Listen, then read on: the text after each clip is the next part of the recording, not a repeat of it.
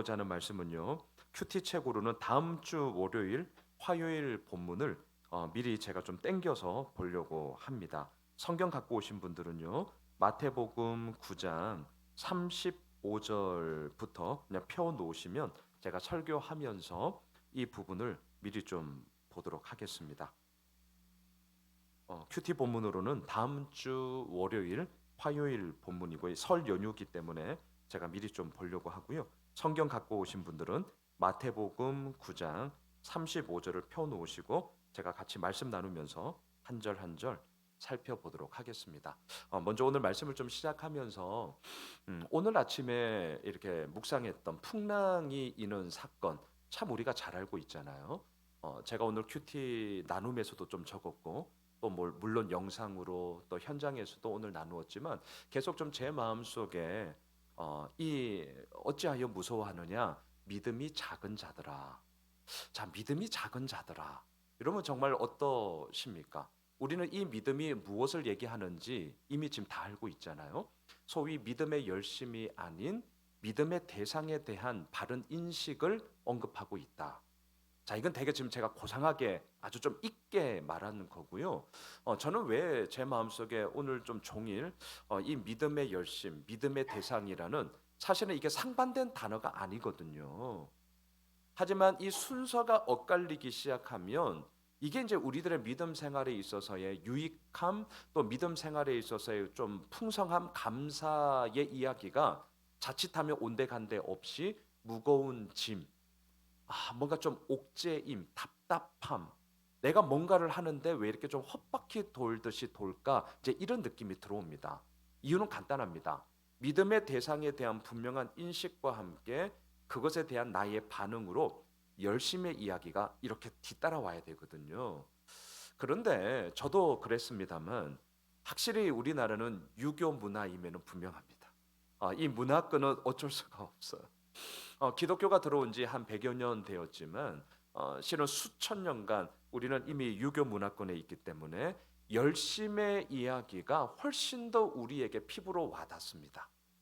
그러다 보니까 믿음이 작은 자들아 이런 용어를 딱 들었을 때 우리는 저절로 무엇이 생각이 나냐면 그러면 내가 뭘 더 해야 되지? 이렇게 나간단 말입니다. 이걸 우리가 잘 보셔야 됩니다. 내가 뭘 더 해야 되지? 기도 한 2, 30분 했다면 조금 시간을 더 늘려야 하는 건가? 오해는 하지 마세요. 이게 마냥 잘못됐다는 얘기를 지금 하는 게 아닙니다. 큐티를 한 일주일에 한 두 번 정도 하는데 그 한 세네 번은 더 해야 되는가? 교회에 어떤 봉사를 더 많이 해야 되는가? 이거 좋은 겁니다. 하지만 이러한 것으로만 믿음의 열심으로만 남게 된다면 결국은 우리는 어떻게 되느냐? 믿어봐도 별 수 없네. 아니 믿으면 복 받는다며 도대체 근데 내 삶은 이게 뭐야? 라는 식의 한탄이 점점 많아질 거고요. 기쁨, 감사, 평안, 즐거움, 웃음 뭐 이런 좀 좋은 이야기 그리고 뭔가 내 마음에 따뜻함을 주는 이야기보다는 부담, 무거움. 이렇게 좀 마음에 좀 나를 이렇게 무겁게 하는 느낌으로 사실 느낌이 아니죠. 그것이 이제 우리의 신앙의 뭔가 문제점으로 발견되어지는 경우가 많이 있단 말이죠. 그래서 오늘 특히 마태복음서는 익히 우리들에게 잘 알려진 말씀이고요. 참고로 내일 우리가 큐티할 본문도 죄 사함을 받았느니라 일어나 걸어가라 어느 것이 쉽겠느냐 뭐가 쉬울까요? 안 가르쳐 드릴래요. 그거는 내일 커밍순 내일 보시면 되겠고요. 자, 제가 왜 이런 얘기를 하느냐? 믿음의 열심을 논하기 전에 믿음의 열심 좋은 겁니다. 분명 이거 우리에게 있어야 됩니다. 하지만 우리가 꼭 인식합시다. 그 전에 내가 믿고 있는 예수님은 누구신가? 내가 믿는 믿음의 대상이 과연 나에게는 어떠한 인식, 어떠한 분으로 내가 그렇게 고백하는가 너무너무 중요합니다. 이것이 계속해서 우리들에게 줄기차게 바르게 서 있을 때에 그 다음 우리의 열심의 이야기는 잘할 수도 있고 못할 수도 있습니다. 예전에는 막 100만큼 했다면 우리 기계 아니거든요. 때로는 쉴 수 있습니다. 괜찮습니다. 이런 부분에 있어서 우리가 흔들림 없이 갈 수 있는 것은 나의 상황과 나의 환경과 나의 모습이 어떠할지라도 내가 믿고 있는 그 분 예수 그리스도가 어떠한 분인가, 이것이 분명하다면 우리는 너끈히 그 힘을 가지고 쫙 갈 수 있단 말이죠. 자, 제가 좀 서론이 길었는데요. 9장 35절을부터 보세요. 우리가 믿고 있는 예수님은 어떠한 분이시냐? 예수께서 모든 도시와 마을에 두루 다니사 그들의 회당에서 가르치시며 천국 복음을 전파하시며 모든 병과 모든 약한 것을 고치시니라. 3대 사역, 오늘 동사를 좀 중심으로 볼 겁니다. 가르치셨어요, 전파하셨어요, 고치셨어요. 이 3대 사역을 꼭 기억하십시오. 예수님이 이 땅에서 뭐 했느냐? 말씀 가르쳤고요, 하나님 나라 전하셨고요, 또 병든 자, 물론 병든 자만이 아닙니다. 마음의 심란함과 낙심과 절망 가운데 있는 모든 자들을 치유하셨죠. 자, 그런데 35절에 이렇게 가르치고 전하고 고치고자 할 때 맨 처음 나왔던 동사를 한번 보세요. 두루 다니사. 한 곳에만 머물지 않았습니다. 산 꼭대기에만 계시지 않았습니다. 언제나 산 아래로 내려가셨습니다. 또한 자기를 애워싸는 무리, 여기가 좁사오니 하지 않았습니다. 그 무리를 떠나서 건너편으로 가시고요. 오늘 본문 보았잖아요. 풍랑을 뚫고 귀신 들린 자를 고치기 위하여 가다라 지방, 거라사인의 지방에 가신 예수님을 우리는 보게 됩니다. 두루 다니셨어요. 자, 9장 36절로 38절을 보십시오. 무리를 보시고 불쌍히 여기시니 이는 그들이 목자 없는 양과 같이 고생하며 기진함이라. 이에 제자들에게 이르시되 추수할 것은 많되 일꾼은 적으니 그러므로 추수하는 주인에게 청하여 추수할 일꾼들을 보내 주소서 하라 하시니라. 자, 두루 다니시는 그 예수님의 마음의 동기는 무엇이었을까? 오늘 동사를 제가 집중해서 보려고 합니다. 다시금 36절을 보시면 우선 무리를 보셨어요. 외면하지 않으셨습니다. 이 예수님이 보신 무리들은 어땠을까요? 괴롭힘을 당했습니다. 병듦이 있었습니다. 삶의 소망이 없었습니다. 참 힘겨운 삶을 하루하루 살아갔던 무리들임에 분명합니다. 그 무리들을 간과하지 않으시고 먼저 보셨기 때문에 두루 다니셨던 것이죠. 또한 보시는 것뿐만이 아니라 그 다음 동사를 보세요. 불쌍히 여기셨습니다. 이것은 단지 감정적인 의미뿐만이 아니라 그 감정과 함께 두루 다니셨음은 의지로 표현이 되어지는 것이죠. 아, 참 힘들겠어. 아, 참 안 됐어. 물론 그런 마음 가지는 거 소중합니다. 하지만 그러한 마음으로만 끝난 것이 아니라 두루 다니셨던 이유가 뭐냐? 불쌍히 여기심, 감정만의 이야기가 아니라 의지의 이야기까지 연결이 되어졌던 것이죠. 그리고 예수님께서 38절에서 말씀하십니다. 추수하는 주인에게 청해라. 추수하는 주인에게 청해라. 여러분, 우리는 추수하는 주인이 아니라 추수하는 일꾼이죠. 일꾼이기 때문에 힘들 때가 있습니다. 일꾼이기 때문에 내가 다 못하는 것이 있습니다. 또한 일꾼이기 때문에 이렇게 해야 되나 저렇게 해야 되나 뭔가 내가 결정하지 못할 때도 있습니다. 괜찮습니다. 우리는 추수하는 일꾼으로 부름을 받았어요. 자, 근데 중요한 게 있습니다. 이렇게 해야 되나 저렇게 해야 되나 이게 맞나 틀렸나 우리가 머뭇거릴 때가 있고 기웃거릴 때가 있습니다. 그럴 때 오늘 본문 38절 추수하는 주인에게 청하시면 됩니다. 이게 언제나 믿음의 출발이죠. 그러니까 우리의 포지셔닝이 어디에 있는지를 명확히 하셔야 됩니다. 우리는 추수할 주인이 아니라 우리는 추수하는 일꾼입니다. 그러기에 힘듦과 어려움의 이야기가 있을 때는 우리의 주인에게 청해야 한다라는 것이죠. 왜냐하면 추수의 모든 문제 해결의 키는 주인에게 있는 것이지 일꾼에게 있는 게 아니기 때문이죠. 자, 그리고 이 일에 대해서 예수님은 부르세요. 10장 1절로 내려가 보십시오. 예수께서 그의 12 제자를 부르사 더러운 귀신을 쫓아내며 모든 병과 모든 약한 것을 고치는 권능을 주시니라. 자, 부르심이라는 이야기가 나왔을 때는 여러분, 제가 좀 공식이라는 용어는 그렇게 좋아하지는 않지만 그럼에도 불구하고 우리가 자꾸 좀 잊어버리니까 성경을 보실 때 부르심 이 얘기가 나왔을 때는 꼭 기억하십시오. 자원함, 나의 자원함보다 앞서야 되는 것은 하나님의 부르심이다. 저는 이거 정말 잊지 않으려고 애씁니다. 왜냐하면요, 이제 저는 목회야 하잖아요. 그리고 우리 로비에 붙여진 거 안 떼잖아요, 제가. 1인 1사역 교회 세우기 뭐예요? 제발 좀 함께 해주세요. 지금 이 마음이란 말이에요. 다 아시죠. 그럼에도 불구하고 몸부림치는 게 있습니다. 그리고 성경을 볼 때 정말 잊지 않으려고 하는 게 있어요. 오늘 본문 마태복음 10장 1절처럼 예수께서 그의 12제자를 부르셨다라고 할 때에 맞아. 예수님의 부르심이 우리에게 먼저 있을 때에 주님 알겠어요. 주님 그렇죠. 그러면서 나의 자원함의 이야기가 뒤따라갈 때 생색내기가 안 될 수 있습니다. 요 마음 아주 미묘하거든요. 자기 의로움으로 빠지지 않습니다. 행여라도 빠질 듯하면 우리가 알거든요. 그럴 때 하나님 제가 이렇습니다. 주여 은혜를 주십시오. 그 부르심이 분명할수록 나의 자원함의 온전한 힘들이 이렇게 바르게 나아갈 수 있기 때문인 것이죠. 이처럼 두루 다니시는 예수님은 그 일에 본인 혼자만 그리고 12제자에게만 국한되는 것이 아니라 지금 우리도 부르고 계시다라는 것을 확인하게 되는 거죠. 그러면서 10장 2절로 4절까지를 보세요.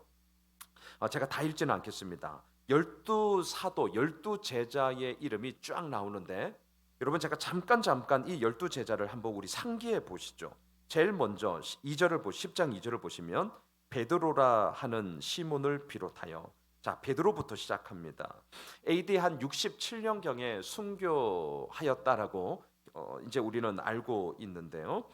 특별히 베드로 일화가 너무 많죠.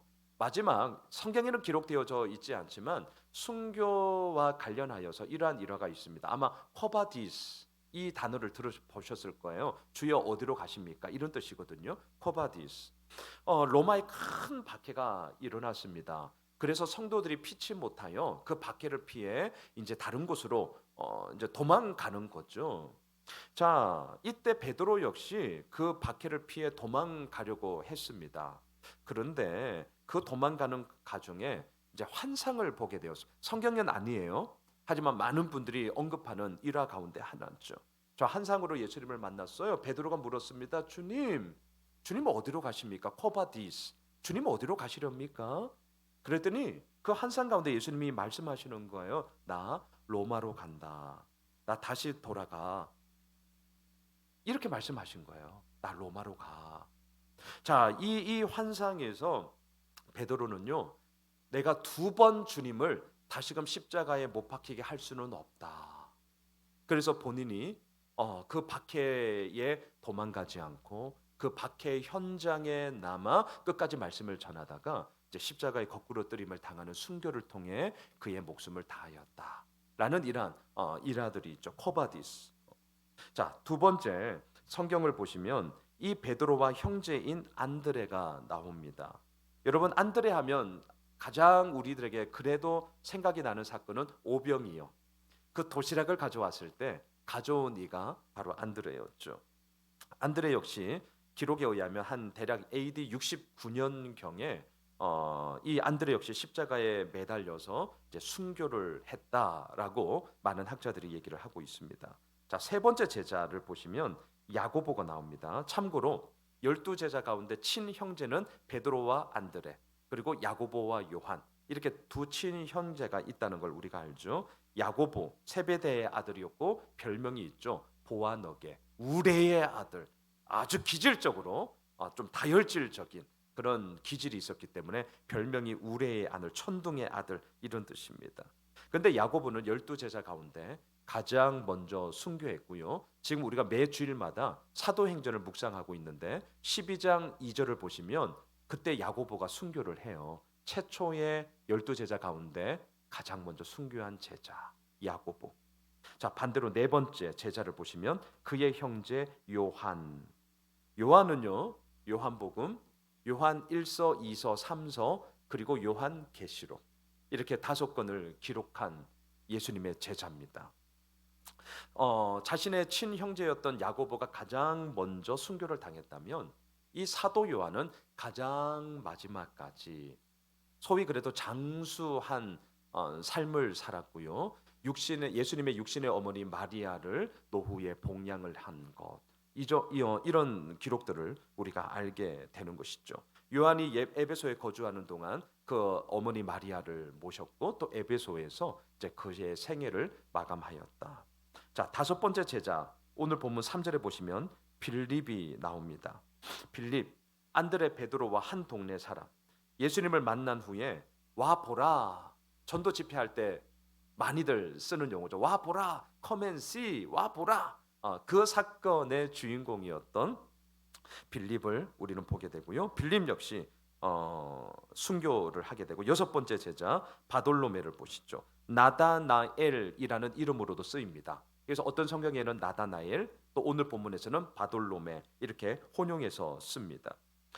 예수님이 이 나다나엘을 봤을 때 뭐라고 했습니까? 요한복음 1장에 보시면 참 이스라엘 사람이다. 그 속에 간사한 것이 없다. 엄청나게 칭찬을 하시죠. 그리고 그 예수님의 만남을 통하여 이 나다나엘 또는 바돌로메는 예수님의 제자로서 그의 삶을 살았고요. 물론 이 자 역시 기록에 보면 대략 한 AD 68년에 순교를 했다라고 얘기를 합니다. 자, 일곱 번째 제자가 나옵니다.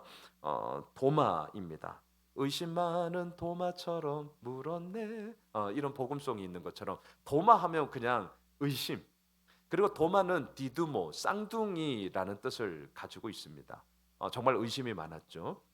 손에 못자국을, 허리에 창자국을 내가 봐야 예수님이 부활하신 걸 알겠어. 이렇게 외쳤고 부활하신 주님 앞에 바로 그냥 엎드려 그 예수님의 부활하심을 증거했던 자가 도마 아니었겠습니까? 도마는 지금의 인도 지역까지 복음을 전하러 갔고 그곳에서 이제 순교하였다라고 우리가 알고 있습니다. 자, 여덟 번째 제자가 나옵니다. 우리가 지금 매일 아침마다 마태복음을 큐티하고 있는데 이 마태복음을 기록했던 마태입니다. 원래 이름은 레위예요. 그래서 성경에서는 레위 또는 마태 이렇게 두 이름이 혼용됩니다. 지금은 세리였습니다. 그리고 마태복음은 유대인들을 1차 독자로 하고 있다는 건 역시 우리가 익히 지금 알고 있죠. 그래서 마태복음의 특징이 뭐였습니까? 1장 1절 예수 그리스도 예수의 족보라. 우리는 재미없거든요. 하지만 유대인들은 자신들의 뿌리의 이야기였기 때문에 눈이 확 집중이 되죠. 그 뿌리는 너무나 중요한 이야기였기 때문에 이 마태 역시 순교를 했고요. 자, 아홉 번째 제자 이 야고보가 나옵니다. 뒷부분에 나오는 이 제자들에 대한 기록은 썩 그렇게 많지는 않습니다. 알페오의 아들 야고보. 마가복음 15장을 보면 예수님이 십자가에 돌아가실 때 멀리서 여자들 중에 함께 있었다. 요 정도의 기록만 있었지 그 외의 기록은 없고요. 물론 이제 성경 밖에 여러 가지 많은 기록물에 의하면 이 야고보 역시 순교로서 자신의 삶을 마감할게요. 열 번째 제자 다데오라로 되어 있고 또 유다라는 이름으로도 혼용이 되어집니다. 이 다데오에 대해서는 요한복음 14장 22절을 제가 보니까 주여 어찌하여 자기를 우리에게는 나타내시고 세상에게는 아니하려 하십니까? 처음이자 마지막 딱 한 구절이 나와요. 예수님의 그런 부활하심 또한 예수님의 승천 이런 모든 사건에 대해서 이렇게 질문을 던지면서 어찌하여 우리에게만 이렇게 질문을 하고 있는 이 다데오의 이야기. 물론 순교로서 이 제자 역시 삶을 마감했고요.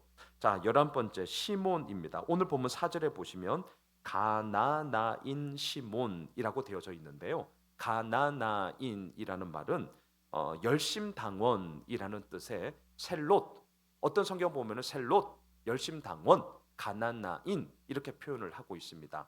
오늘날로 말하면 무장 독립단체입니다. 그래서 이 시몬은 열심당원, 무장 독립투사로서 하지만 예수님의 제자로서 자신의 삶을 살았고요. 이 자 역시 이제 순교를 당했다는 그런 기록이 있고요. 마지막 우리가 너무나 잘 알고 있는 제자 가룟 유다. 오늘 4절에 보면 곧 예수를 판 자라. 예수님을 은 30에 팔았고 이제 오는 주일 이제 베드로가 120여 명의 성도들과 마가의 다락방에서 기도할 때 이제 이 가룟 유다에 대해서 언급하는 본문을 함께 제가 이제 주일날 좀 나누게 됩니다. 스스로 목숨을 끊고 그렇게 배신자로서 처절한 삶을 살았던 가룟 유다. 자, 이처럼 예수님이 두루 다니시면서 복음을 전할 때에 함께했던 12제자의 명단이 쭉 나옵니다. 근데 여러분 10장 5절과 6절로 이제 내려가 보십시오. 우리 큐티 책으로는 화요일 본문이에요. 자, 10장 5절 6절을 보셔요. 예수께서 이 12를 내보내시며 명하여 이르시되 이방인의 길로도 가지 말고 사마리아인의 고을에도 들어가지 말고 오히려 이스라엘 집에 잃어버린 양에게로 가라. 자, 질문. 왜 예수님은 이방인 사마리아인의 마을에는 가지 마라라고 얘기할까요? 왜? 분명히 우리가 잘 알고 있는 사도행전 1장 8절 예루살렘과 온 유대와 사마리아와 땅끝까지 이르러 내 증인이 되라라고 말씀하셨거든요.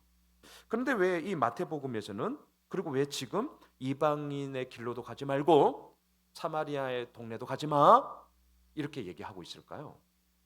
이것은 이 지역에 대해서 관심이 없기 때문에가 아니라 때가 그래서 적절하지 않았기 때문입니다. 때에 대한 문제, 시기에 대한 문제예요. 지금 집중해야 할 것은 예루살렘이라는 거죠. 조금 더 나아가 온 유대라는 거죠. 그리고 이 지역에서의 그런 충분한 그리고 그 가운데서의 하나님의 역사하심이 이루어질 때 이 힘을 가지고 어디로 가는 겁니까? 사마리아로 나가는 거고 더 나아가 땅끝까지 나아가는 거죠. 이렇게 동심원을 거리면서 복음 사역의 그런 지경들을 넓혀감이 얼마나 중요한가. 오늘 본문에서 오해하지 마세요. 이방인들이 잘못되었고 사마리아가 잘못되었고 이들에게 관심이 없어서가 아니라 지금은 그 때가 아니었기 때문이더라. 이렇게 우리가 할 수 있는 거죠. 자, 그러면서 7절 8절로 내려가 보십시오. 가면서 전파하여 말하되 천국이 가까이 왔다 하고 병든 자를 고치며 죽은 자를 살리며 나병한 자를 깨끗하게 하며 귀신을 쫓아내되 너희가 거저 받았으니 거저 주라. 이들이 두루 다니며 전하는 메시지는 하나였습니다. 천국이 가까이 왔다. 여러분, 천국, 하나님의 나라 잊지 마십시오. 이 나라의 3요소가 있잖아요. 땅, 국민, 주권. 그렇죠. 땅은 어디입니까? 땅. 이 모든 땅 끝까지. 그리고 그것만이겠습니까? 우주 모든 만물이 다 하나님의 영역 가운데 있는 것이죠. 국민은 누구예요? 예수 그리스도 하나님을 나의 삶의 주인으로 고백하는 모든 자들이 그 하나님 나라의 국민이죠. 그리고 나머지 하나, 주권. 하나님을 인정하고 하나님을 고백하는 것. 그 모든 다스림을 인정하는 그 모든 곳이 다 하나님의 나라가 되는 것 아니겠습니까? 자, 이처럼 천국이 가까이 왔다라고 외치라는 거예요. 하나님의 나라가 가까이 왔다. 이 당시 유대인들의 개념 속에 하나님의 나라는 뭐였습니까? 정치적으로, 군사적으로, 경제적으로 지배를 하고 있는 로마 제국을 벗어나 이스라엘이 독립하고 더 나아가 최강대국으로서 이제는 로마를 오히려 짓밟아 버리는 그러한 나라를 꿈꿨거든요. 그러한 지극히 세상적인 하나님의 나라를 꿈꾸는 그들에게 그 나라가 하나님 나라가 아니라 그 어느 곳이든 그 어느 누구든 하나님의 주권을 인정하는 자들이야말로 하나님의 나라의 백성으로 살아감을 외치라고 얘기를 하는 것이죠. 또한 10장 9절 10절로 계속 내려가 보십시오. 그러면서 어떻게 해야 되느냐? 너희 전대에 금, 은, 동을 가지지 말고 여행을 위하여 배낭이나 두벌 옷이나 신이나 지팡이를 가지지 말라. 이는 일꾼이 자기의 먹을 것 받는 것이 마땅함이라. 자, 이 본문을 오해하시면 안 됩니다. 그러면 그냥 맨몸으로 아무것도 준비함 없이 가라. 이렇게 좀 안일하게 적용하시면 안 돼요. 이 말씀을 하는 핵심 요지는 뭐냐? 그렇게 두루 다니며 예수님의 사역을 할 터인데 그렇게 하고 있는 너희들의 마음의 중심이 너희들이 의지해야 될 대상이 누구니? 이 질문을 지금 우리에게 하는 것이죠. 특별히 10장 9절을 보시면 세리 마태복음을 기록하고 있는 이 마태의 지금은 세리라는 것을 잊지 마세요. 그래서 돈에 대해서 관심이 많아요. 그래서 돈주머니 얘기하잖아요. 그러면서 이 돈 종류를 무려 3가지나 금, 은, 동. 자, 지금 세리 마태의 관점에서 그의 복음서가 어떻게 기록되고 있는지를 잘 보셔야 됩니다. 돈에 관심이 많았던 자입니다. 하지만 두루 다니며 예수님의 그 사역을 뒤따라 하나님의 나라를 전할 때에 우리의 마음의 중심, 우리가 무엇을 의지하느냐라고 할 때 금은동이 아니라는 거예요. 금은동이 아니라는 거예요. 또한 두벌 옷, 배낭, 여분의 지팡이, 여분의 가지고 있는 것, 그것이 우리들에게 힘이 되는 게 아니라는 거죠. 10절 마지막을 보세요. 일꾼이 자기의 먹을 것 받는 것이 마땅함이라. 이 마땅함의 이야기, 이론의 여지가 없다는 거잖아요. 이 마땅함의 이야기는 누구로부터 주어지느냐? 추수할 일꾼으로 서 있는 우리에게 추수할 주인이신 하나님이 마땅하게 그 먹을 것 또한 그 행할 것 이 모든 것들을 다 채워주리라. 자, 그 우리의 믿음의 대상, 그 마음의 의지의 대상이 누군가를 분명히 해라라고 얘기를 하는 것이죠. 자, 11절로 가보십시오. 어떤 성이나 마을에 들어가든지 그 중에 합당한 자를 찾아내어 너희가 떠나기까지 거기서 머물라. 이 말은 무슨 말이냐? 보다 안락한 곳이 나왔어요. 사회적으로 명망 있는 사람이 아유 오라고 하네요. 또 지금의 이런 사역지보다 다른 사역지가 훨씬 더 나아.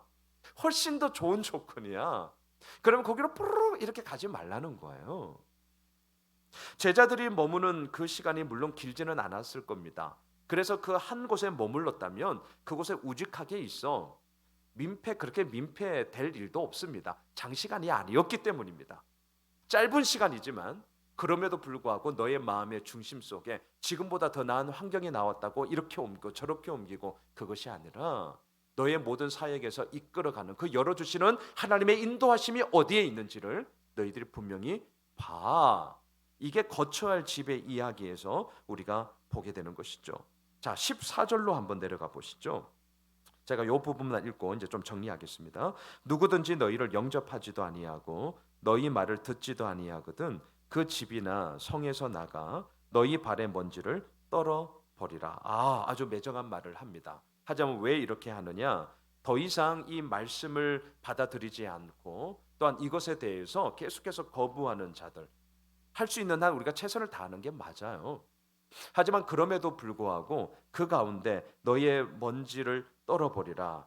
더 이상 그들과 상관하지 않겠다는 결단일 뿐만 아니라 그 지역과 그곳 사람들에게 극도의 모욕을 사실은 나타내는 거죠. 어찌하여서 이 하나님의 살아있는 생명의 말씀, 이 복음 앞에 너희들의 그러한 닫힌 마음, 닫힌 길을 열지 않느냐. 이러한 행위를 통하여서 오히려 그들에게 경각심을 일으키는 거죠. 너희들이 그 잘못을 행함으로 어떻게 되는지를 봐야 된다. 경각심을 일으키고자 먼지를 떨어버리는 이러한 행위를 통해 그들의 잘못을 지적한다는 말입니다. 자, 제가 좀 말씀을 정리할게요.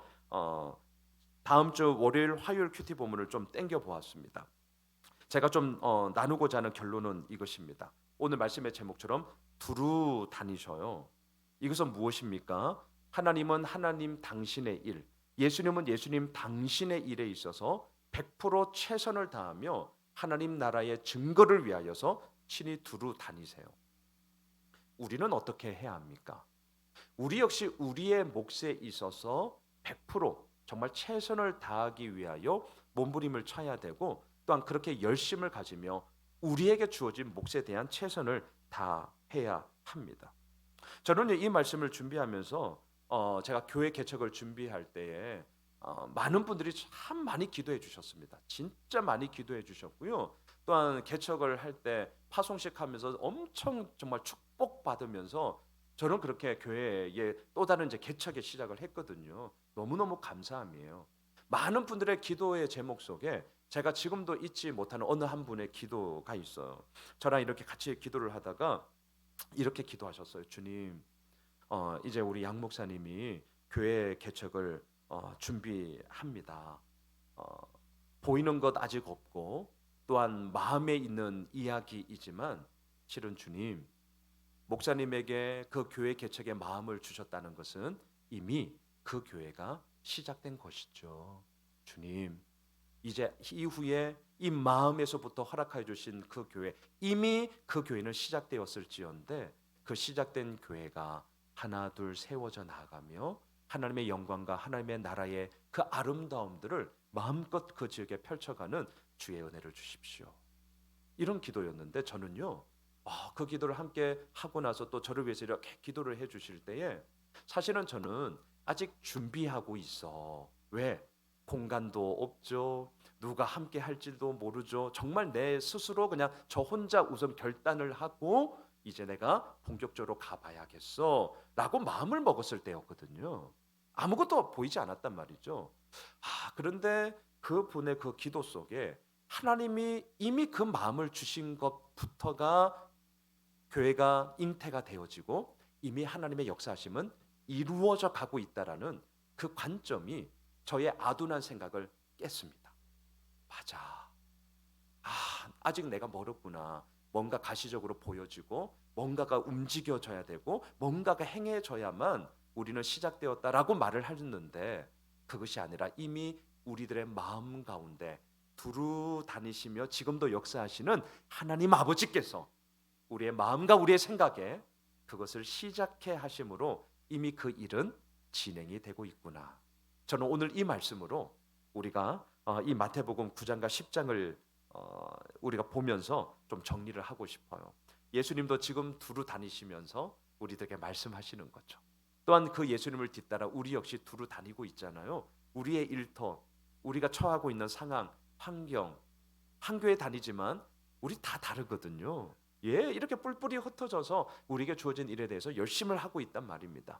그 가운데 하나님께서 우리에게 향한 당신의 그 뜻과 당신의 그 계획과 가르치고 전하고 고치시는 그 3대 사역이 이제는 부족하지만 그래도 우리를 통하여 계속 흘러가게 하실 것입니다. 바라기는 그 주님 바라보며 우리가 함께 달려가는 것이고요. 또 미리 이제 인사를 드릴게요. 금요일부터 아마 설 연휴가 실제로 시작되어서 당일이 주일이어서 고향 잘 다녀오시고요. 고향교회 가시는 분들은 꼭 고향교회 가서 헌금도 많이 하고 그렇게 하고 우리 다음 주 보고요. 또 이곳에 계신 분들은 10시에 우리가 함께 또 예배 드리면서 하나님을 기뻐했으면 좋겠습니다. 우리 함께